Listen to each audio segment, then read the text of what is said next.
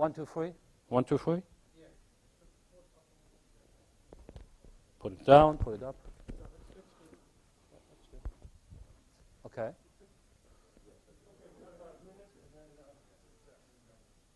I wait for a signal from your side then.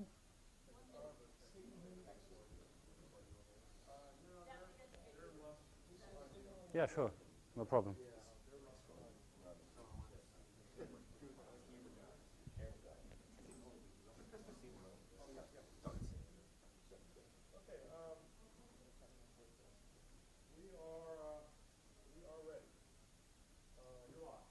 Okay, then once again, hi. I'm Enno. I'm going to talk about kid tracking technologies and their risk and applications, which is a pretty uncommon subject for a talk, at least for me. So I'm glad to see some people here. I mean, it's a uncommon subject for a talk, and it's a first talk on the second day, which is thankless, the schedule point, kind of. The agenda is I want to introduce you to the technology, then I'll talk about some approaches, how to get a feeling if the technology is a good thing or a bad thing or something. I'll take something like a hacker's approach, how to attack this kind of a technology. I'll take the risk analysis approach. Is it good or is it bad? What's the benefit? Do we gain something as for safety or security of kids, or do we even maybe lose? And last but not least, I'll give some kind of notes on the social implications of that stuff. That stuff has been covered elsewhere much better than I can, but just to throw in some personal notes on the social implications. Some words on my person. I'm a kind of, usually I call myself an old school networker. That's what I am. I like working on layer 2 to 4. Everything above that is some strange applications stuff I do not understand really, and I do not care for. I'm a frequent speaker on different conferences. Usually I have subjects like MPLS security or voice over IP security, virtualization security, stuff like this, and there I have some demos, so at least in this talk, even though it's a bit uncommon for me, I don't have any demos, so don't expect any practical stuff here. It's a purely theoretical talk, which might turn into some practical stuff later in some years. Some notes on the background. I had some discussion with my wife. We have 2 kids. On this technology, would it be a good thing to be able to track the kids? I mean, every mother is scared about kid getting kidnapped or having an accident, being somewhere without being able to contact the doctor or whatever. So there is some pretty appealing aspect in that for parents. And I had, when we talked about that, I did not have, let's say, a good feeling about that. I thought, oh no, I don't like the stuff. That's strange. And I had to convince her why it is strange. And I wrote down some things. And being in Dayton in the last days, so I knew I had some work to be done in Dayton in April. Brian, Angus Fight, he told me there was a cool conference, NOTACON, going on, and maybe this could be a good place to talk about this stuff, and that's why I'm here. So into the technical details, those technologies I call kid tracking technologies are a kind of subset of technologies which are sometimes have the title location-based services, which implies location, locate something, and then offer some service based on the location. Maybe locate if somebody is in his office or he's not in his office, and then redirect the call. This is a simple example of a location-based service. And these location-based services usually locate some kind of asset, some kind of electronic piece that's located. One could be tempted to replace that electronic piece by locate a human, but in fact it's still the electronic piece you locate. It's not a human. Maybe it's a human who carries it, but it's still the electronic piece, and this may turn out interesting in a security context later. The communications protocols which are used might be RFID with implants on a short range. They might be Wi-Fi, WiMAX, Bluetooth. There is a whole space of location-based services built on Wi-Fi that's currently evolving, and it might be GPS. Those are the three main, let's say, protocols involved. And we have some components, usually just some kind of sender. Throughout the talk, I'll mainly talk about those senders used as implants. This is a picture from a guy, pretty prominent for the RFID stuff he does. He even wrote a book, RFID Toys. That guy has RFID implants in his hands, which are here X-rayed, and he uses that stuff for access control to his house and to start his car and stuff like this. So there is some sending instance. There is some communication means. There is a receiver receiving the signal, and some backend database. These are the components included in the whole picture. With RFID, you usually there is some specialty that the sender, or the tag, as it's mostly called in RFID context, gets its energy from the so-called reader, which might not be only a reader, but also a writing device. But that's the same thing as with smart card readers who don't necessarily read. It's not a right term, but a common term. With our RFID, as I said, the specialty is the thing receives its energy from here, from a magnetic field, so it doesn't need an internal energy source. What does happen? That sending instance, that sending device stores some data, which might simply be an ID consisting of 32 bits, for example, and there may be additional data, for example, medical records on that sending device. This ID, and if needed, the data is transmitted to the receiver. This receiver might be, in the case of GPS, it's a satellite. In case of RFID or Wi-Fi, might be some receiving entities in public spaces. Whenever you enter a building, you pass through with your RFID tag, and so you can be located. This guy is in this building currently. When you leave it, again, and some read access to that device, and so it gets known you're no more in the building. So it might be gates, it might be a satellite, some point where you transmit your data to. The ID, in case of RFID, might be usually is mapped to a set in a database, which identifies the asset further. So it might not be your personal data, like your name on the tag, just the ID. But once you identify that ID in the database, it's clear, okay, that's John Miller from Cleveland. He has that age. He has those medical records. So all the stuff usually is in the database. It's not on the tag or sending device. And the exact location, then, this is the whole thing. Exact location of that electronic piece may be located and tracked and displayed in some sense to authorized parties, maybe via web interface. A mother of a kid might be able, okay, I want to know where is my kid currently, logs into some SSL page, and there's a land map, and you can see, okay, my kid currently is on the way home, or is still in school, or is out at a swimming pool, or whatever. This is what the whole thing is about. And there's a lot of standards in the RFID space. The standards itself are not important here. it's more important there is a lot of standards which might lead to incompatibilities and stuff we will cover later.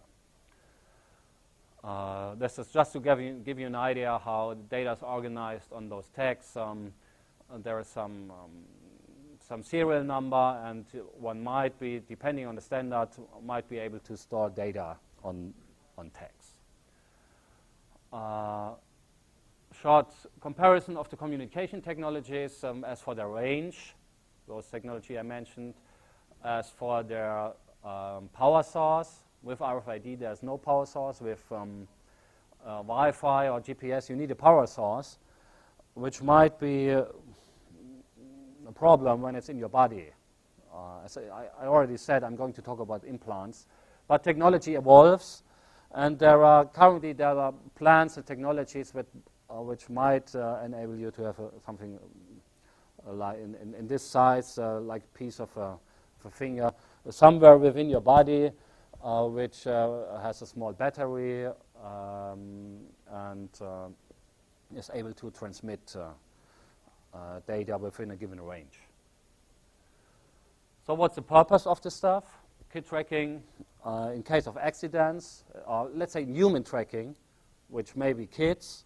This is the main subject of my talk, which may be delinquents on probation. There it's currently used, already used. Prevention of kidnapping by tracking, being able to track kids, or access control. Big thing in all that is access control, access to buildings. The Mexican general attorney had such a thing implanted 2 years ago to be able to access rooms with classified data. And him and some employees got implants. So one could control who can enter some room just by that implant and an RFID set. Access to laptops. This is what that guy does, where I showed the X-rays. At NOTACON, there was a guy who got access to his laptop by some implant he had somewhere in his arm. And Major Malfunction cloned that later on, which was funny. But I get back to that. Or that might simple control to access to drinks at some stuff like RoboBar. I'm not sure if you heard of RoboBar. It's as the name implies, a kind of automated bar where you can get drinks 24/7. But this stuff has to check: is the person who wants to get a drink allowed to get a drink as for the age? And so you might have some implant. Just show it to the RoboBar. This implant or the database tells, hey, I'm more than 20 years old. I should be able to get a drink. So control of access to something is one of the big purposes of this technology. Some examples where this is already used, mostly in the form of badges, not implants. But the next step, lots of companies and researchers are envisioning is do all this stuff with not with badges but with implants. Delinquents on probation, there is already used. They are allowed to stay at home, so you save a place in prisons, but they are not allowed to leave their homes. So they have some kind of bracelet, and whenever this bracelet gets out of range of some receiver, some authority might be informed, hey, he's leaving his home. There was some stuff with kids at some school in California where the kids got equipped with bracelets to be able to track them within the school. There were a lot of parents' protests, and that's why they stopped the project. There is some stuff, the Ottawa Citizen, where Alzheimer patients got bracelets to be able to track them once they get lost. The FDA has admitted special chips for medical records, implants in fact. That stuff is about implants. Such an implant could look like, you won't be able to see it from more than some meters away from me, but to give you an idea, this is the stuff I'm talking about as for implants. Yeah, Brian. You can easily inject it with a needle, and remember that picture of the guy.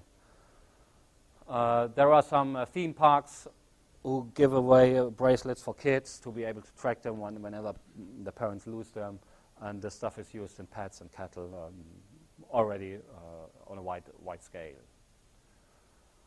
Some questions that arise when discussing this technology. There are two obvious questions. I'll cover lots of things in my talk. As I said, this talk is writing down some unstructured or random thoughts on the whole subject. But first obvious question is, who runs the database?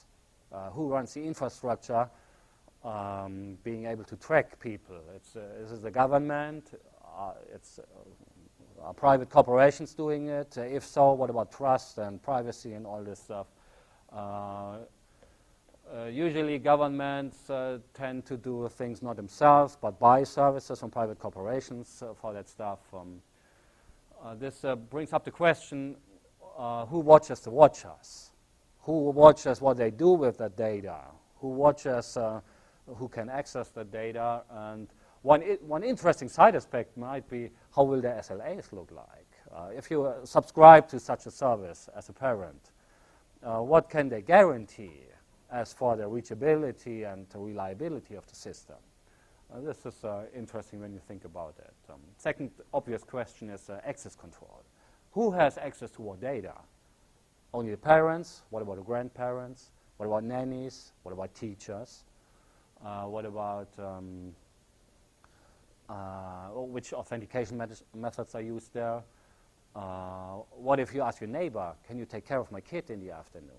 Should you give him access to the system? If so, how do you remove that access? Is it based on some physical stuff like two-factor authentication? If so, you can hand it over to your neighbor, but what if you lose it? And all that. There are a lot of questions which are still unclear about this technology. What about medical records in the case of unconsciousness? You have an accident, you have medical records in your implant. Who do you allow to access the data? Obviously, it should be the doctor taking care of you, but how do you authorize him? And how can you guarantee it's not somebody else? This is still unclear. Who audits the access? Again, contractual requirements. What about SLAs? How and when and with what guarantees to access those data? These are two very obvious questions. Others will arise throughout the talk. Taking a hacker's approach, look at this technology and try to I mean, most of us here in the room are in some way, we regard ourselves as hackers in whatever sense of the word. Try to have a hacker's approach. How can I break? Or how can I circumvent or explore? To use a more neutral word. Explore the technology. Just applying common attack methods. Different things come into mind easily. What about spoofing? When a person appears to be in a place, but in fact is not. If somebody who wants to kidnap your kid can pretend the kid is still in school, but the kid isn't, he captured it, he gains a lot of time. It will devaluate the whole value of the system from the parent's view. Kids might try that themselves. Hey, I could be tracked with that stuff from my parents.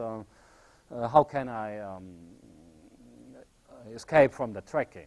The nerd in class becomes popular at once, as he might be able to implement that stuff.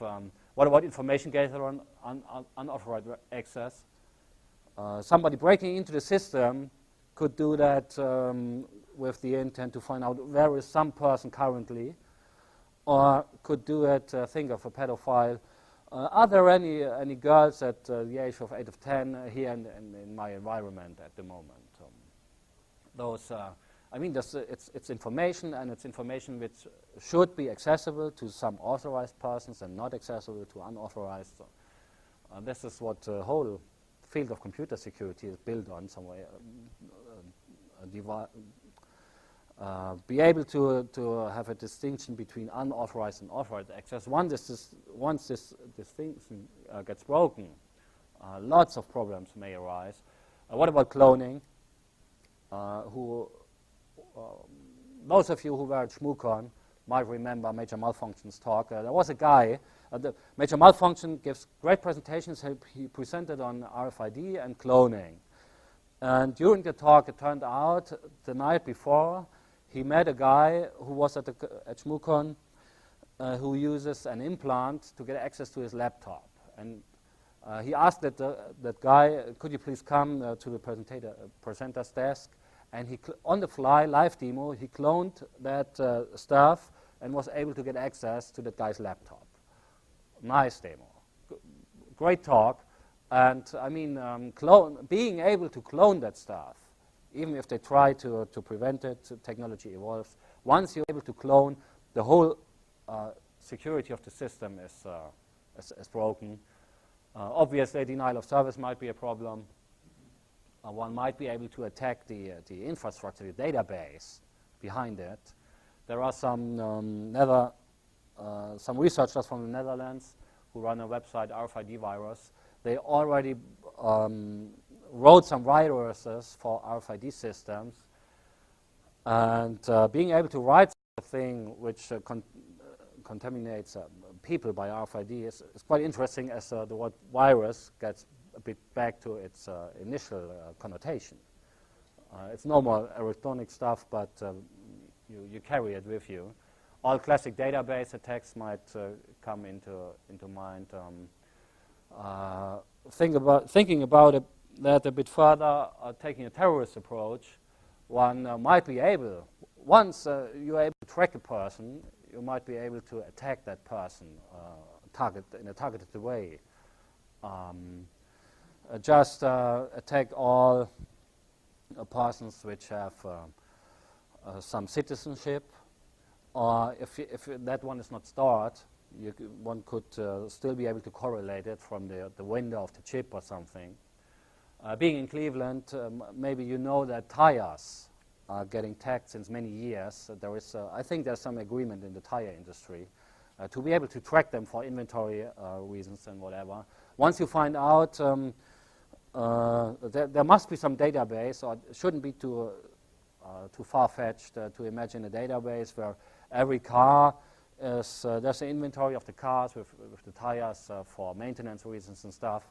Once you get access to the database, one could place a landmine which goes up when some tech comes along. I mean, I'm from Germany, and in Germany, we at the moment we have a big debate on the terrorist attacks from the 70s, as those guys are being released from prison at the moment. And there have been such attacks. When General Attorney of Germany came along, they brought up a bomb in a paper bin, and they had to know you have to target somebody, which might be much easier with this technology.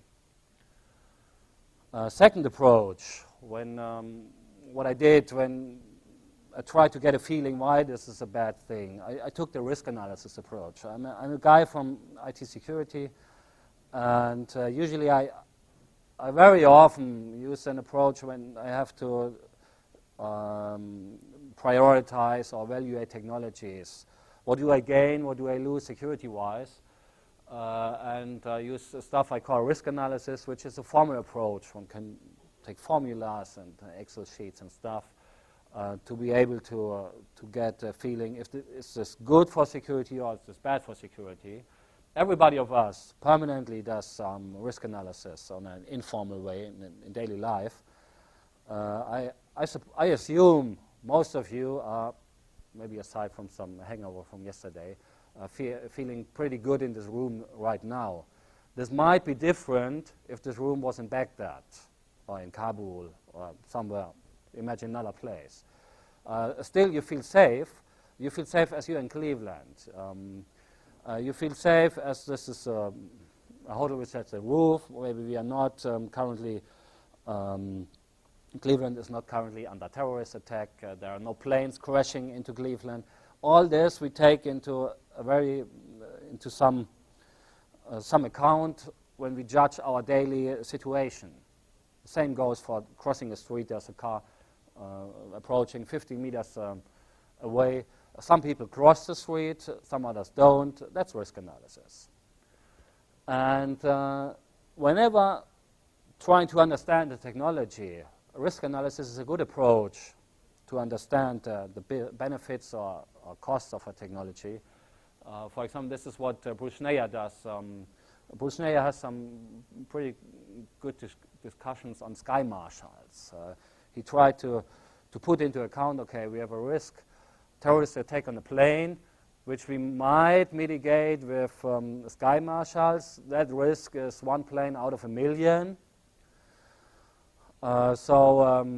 Probability, 1 of a million, mitigated risk, loss of injuries and deaths or mitigation of that. And on the other side, there are people guns carrying at planes, so they have to maintain that guns. There may be accidents. They might get some attacker might get into the plane, take the gun away from the sky marshal, and this stuff. And taking all this into account, it might not be a good idea to put sky marshals in planes. So just put it all into a mathematical formula. And this is a good approach when one leaves aside the emotional stuff. Staring at some technology, it's always a good idea to ask yourself, what are the requirements, the benefits, the side effects? Are there new threats arising from some technology? And doing this on that kit tracking stuff, 2 categories of risks must be considered. Those risks that the technology is supposed to mitigate, and maybe some risks that are newly introduced or induced by the technology. And risk is, one should take into account the probability of an event and the consequence. And doing this with kit tracking, and regarding threats like accidents, insufficient medical treatment, getting lost somewhere, kidnapping, delinquent leaving a house, this is a kind of threat from the governmental or authority view. He shouldn't leave his house. He might be dangerous, so keep him in the house by monitoring him. One gets to, taking this risk analysis approach, one gets to interesting results. I pick some examples here. Talking about accidents, this makes tracking kids in case of accidents makes only sense with GPS technology. It doesn't make sense with RFID or Wi-Fi, as accidents may happen outside the city. Within cities, you might be able to track them with RFID or Wi-Fi, going through gates, passing public buildings and stuff, but that's not, you want to track your kid when it's going to skiing. As a parent, this might be an approach. But kids have mobile phones anyway. They can wear, for medical records, additional bracelets. And talking about implants, there is no, how can you ensure the stuff is still working if there was an accident? If somebody has something in his arm and is injured, you can't really ensure that the stuff is still working, which is much easier wearing a bracelet. You can put metal stuff there which can break in a case of accident, all that stuff. So for accidents, I think this is not the right technology. Talking about kidnapping, one can, the second big thing that comes into minds of anxious parents or scared parents. I should use this to prevent my kid from kidnapping. If the attacker in that case is a skilled and motivated attacker, this is what we call them in a risk analysis. We have a skilled motivated attacker, or we have like a script kid or whatever. If the attacker is skilled and motivated, he will certainly be aware of the possibility of a kid being chipped. So what will an attacker, a kidnapper in that case, do?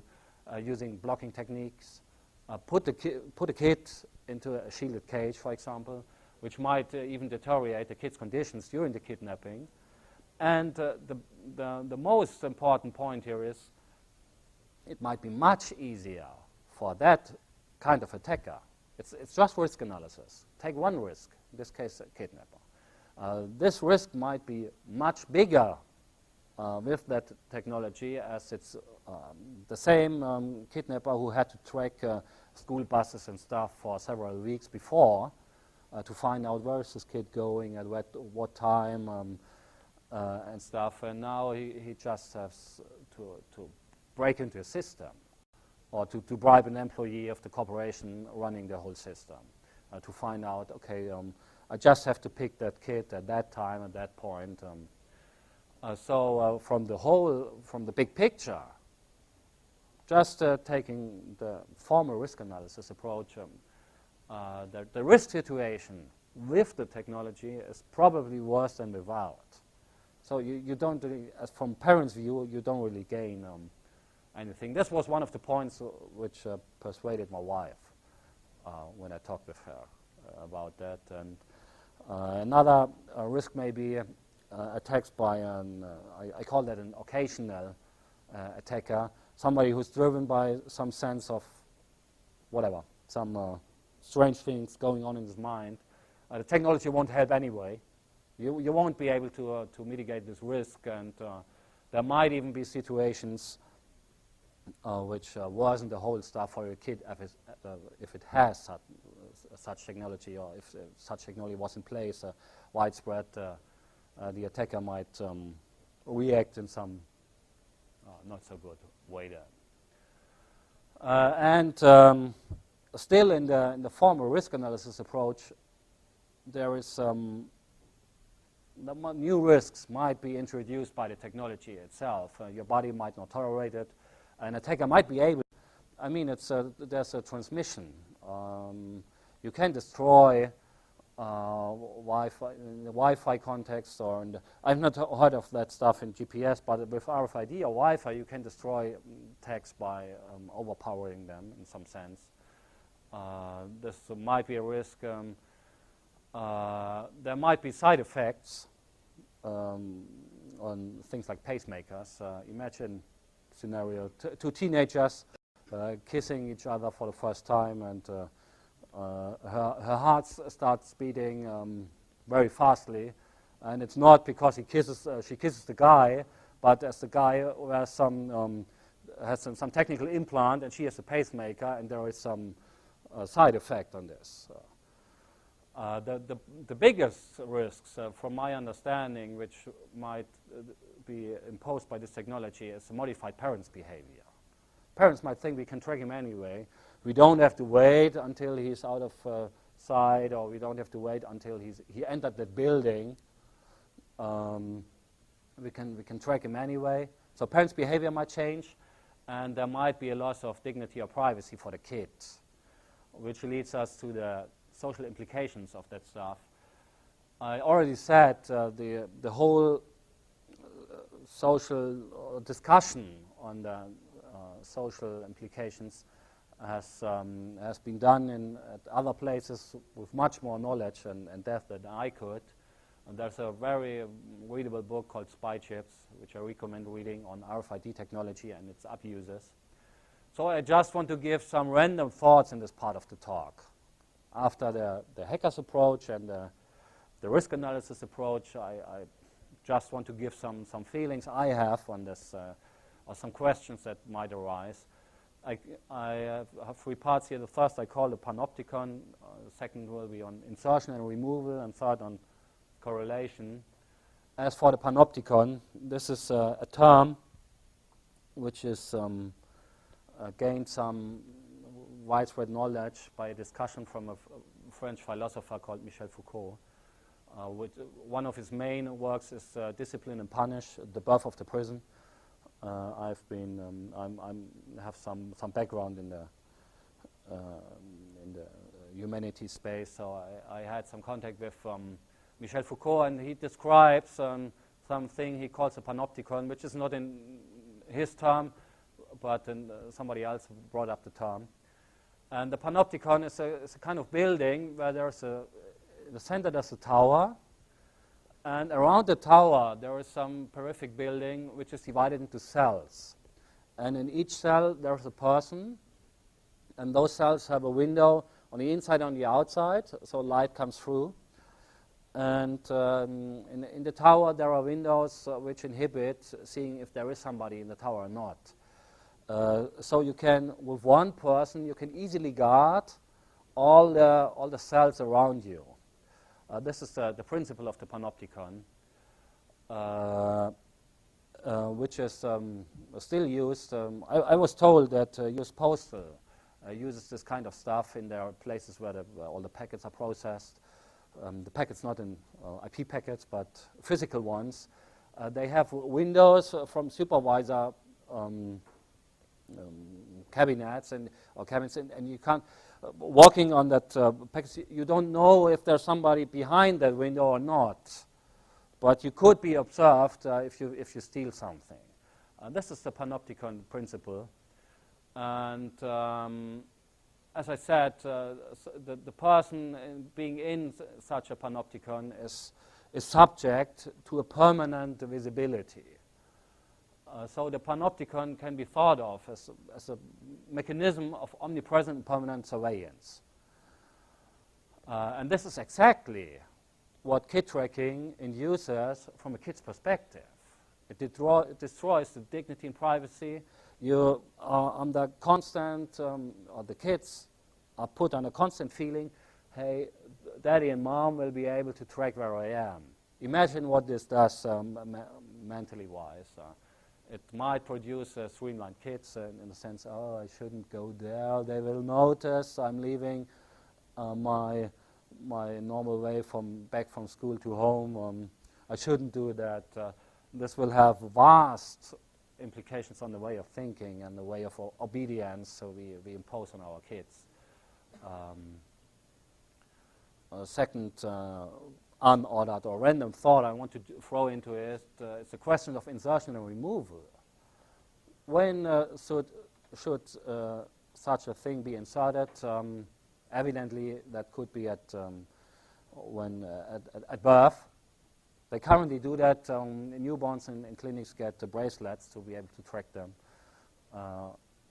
either by GPS or RFID. The more interesting question is, when should it be removed? Should it be removed at all, or maybe the kids grow up with the feeling, hey, I have some implant. This implant has advantages and disadvantages. Sure, it could be tracked, but I have nothing to hide. And I can easily go into places where I want. I can pay with that. Maybe there is some comfort with wearing it, so why should you remove it? But thinking about removal, the question come up, when should it be removed? At the age of 5 or 10, or when they become adolescents and develop their own sense of liberty and non-obedience, or talking more formally at the age of drinking or at the age of emancipation or consent or whatever, which brings up questions, what if you cross some boundaries then? And in one state it's 18, in another state it's 21. You suddenly don't want to be tracked while on spring break. This is the second question that comes up thinking about the technology. And I think the most interesting stuff, or I had when I had the discussion with my wife, is in the space of what I call correlation. For scared parents, it might only be a very small step from the question, where is she currently, to the question, what's she doing there, and who else is there?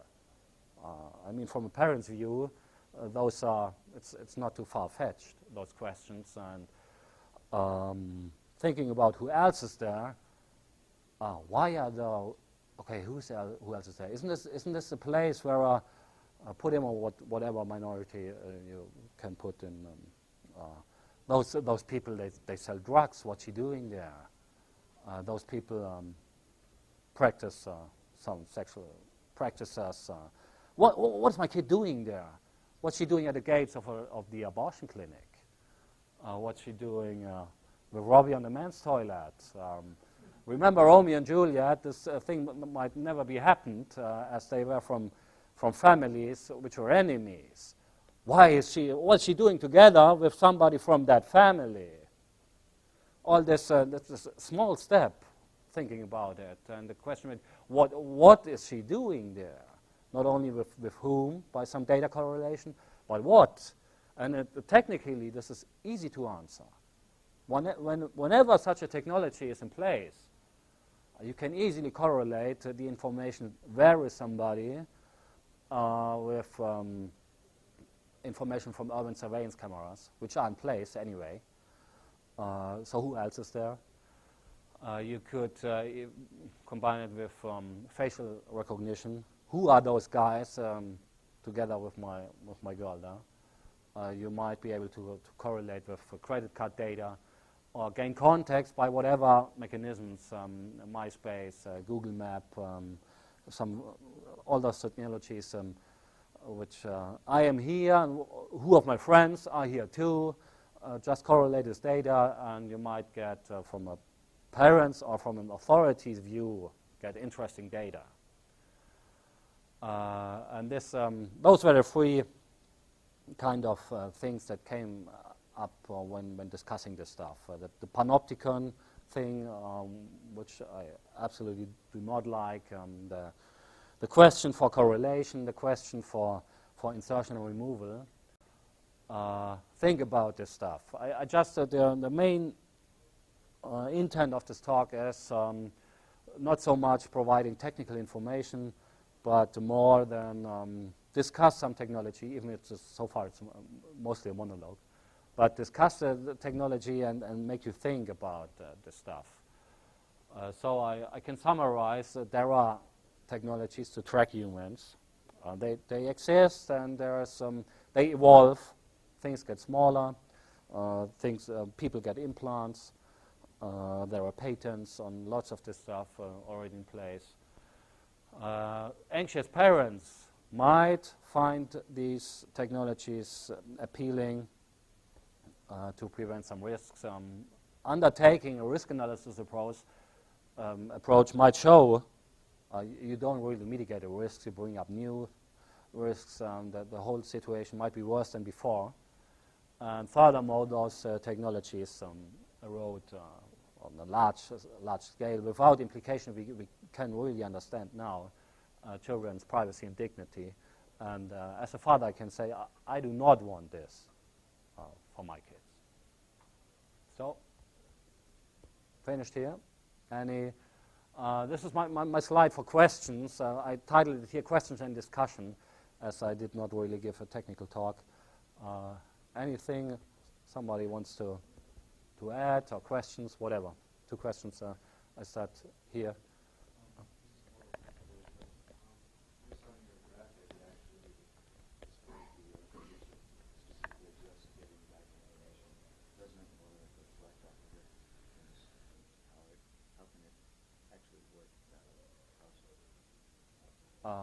Which one, the RFID stuff? Yeah, the RFID stuff, there has to be external power source. So it can't be queried. It has to be there, but all the other stuff. I mean, the terms I use, sender and receiver, are not entirely correct in a technical sense. Think of it two parties communicating. Whoever starts the communication. It's not in every context, it's the same as for the client and the server speaking network. I have read the book that you were talking about, RFID Toys, and the gentleman, the photographs you showed, where he went up and had the RFIDs into the web of his hand. My take on the first 2/3 of the book, as he did his car, his computer, the security, and so forth, he was exploring the technologies. However, my take on the last third of the book was, do we realize the danger, and if we do turn this technology loose, on the abuse, as you have pointed out, and a man who went so far to actually have the implants, experimented with them, expert, but he's a lot more knowledgeable than I am. I really appreciated the last part where you said, hey, it is everyone's responsibility. Please be aware of what we are introducing into society. This could be a very bad thing as well. Yeah. Thanks for that comment. In fact, this is the guy the gentleman was talking about. His name is Amal Grafstra. He has a website dedicated for that stuff, and he wrote a book which is called RFID Toys. If you want to get some knowledge on the technology, and my presentation was just a starting point. If you want to dig into this stuff, I recommend reading the RFID Toys book, which you can easily spot here, and the Spy Chips books. Those are two good starting points aside from my presentation. Anything else as for comments or questions? Do you have any comments? I mean, we're talking about RFID in general, but what about all the stuff they're putting in all of the in all of our products? You know, Walmart's mandating it. It's basically, it doesn't matter whether it's in us or not, because everything the blue jeans will be wearing will be tagged, and if they can track that through the credit card purchase at the point of sale, you know, do you have any thoughts on basically what's happening is everything around us, everything is going to have an RFID in it. Any thoughts on that? Yeah, in the sense, I mean, I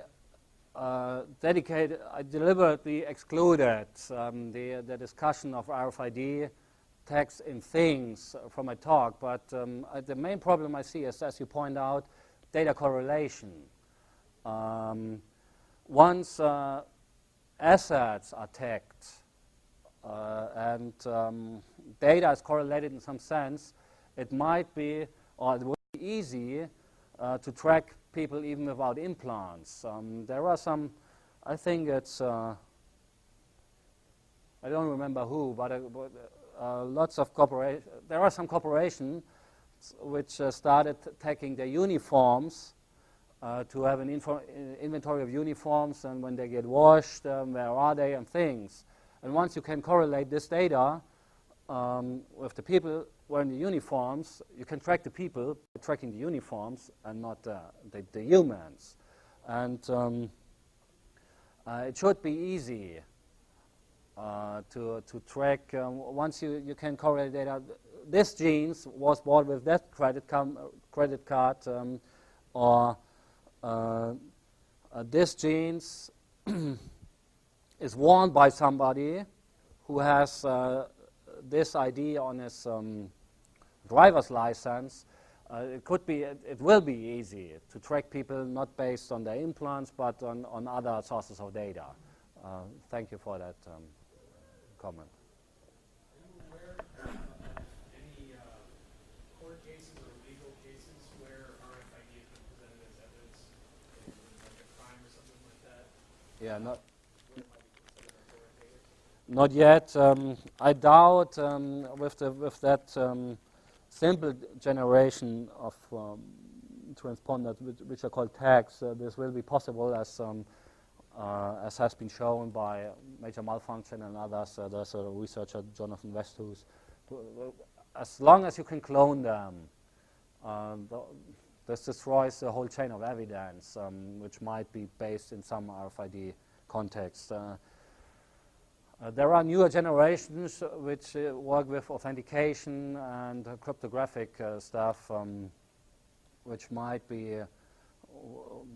mitigate the risks of cloning or spoofing or whatever. But I never, to get back to your question, I never heard of any case where there was some RFID-based evidence for something. Yes.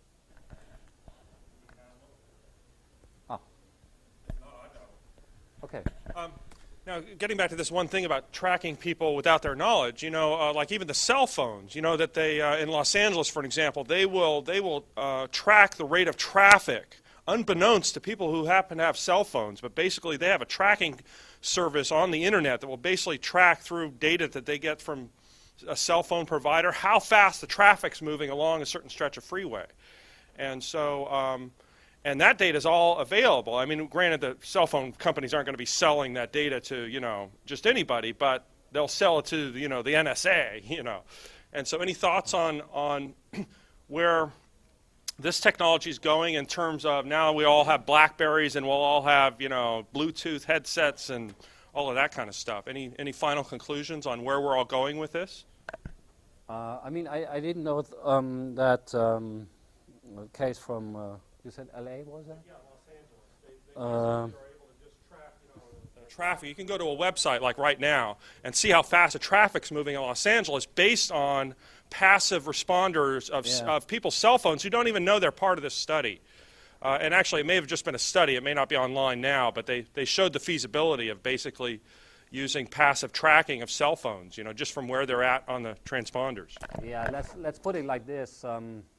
When being asked for some final conclusion, I think there are more and more technologies which enable some kind of surveillance party to track behavior. If you move topology-wise, or if you what do you do at some places and stuff, we should just be aware of that. The problem is